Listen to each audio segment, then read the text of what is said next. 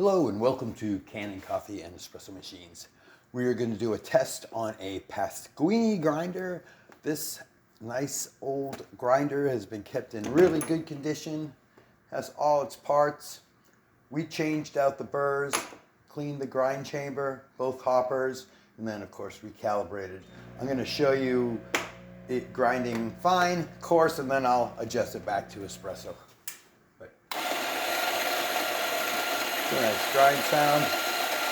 You can see inside, it comes out nice and clumpy.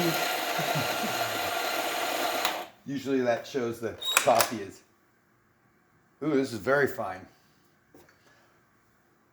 Take it a little coarse here. Clear out the chamber of the fine coffee.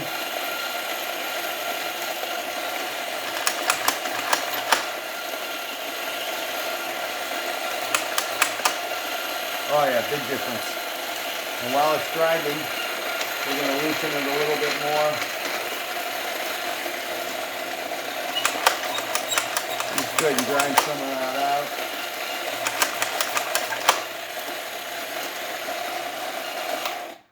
Calibrate it back to espresso.